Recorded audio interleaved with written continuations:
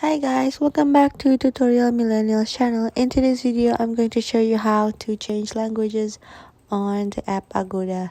So first, on the very bottom, the bottom right, it says more. So tap there, and then under settings, it says language, and then you tap there, and then you choose the languages, and you choose the language you want. There is suggested languages, but if you don't want to use that, just tap on. So for example, French, tap, and then it says restart required. So you have to quit the app first, and then so just tap on quit, and then it will automatically closes.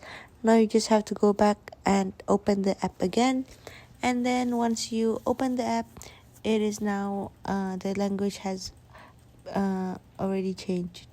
So that's it. I hope it's useful, and thank you for watching.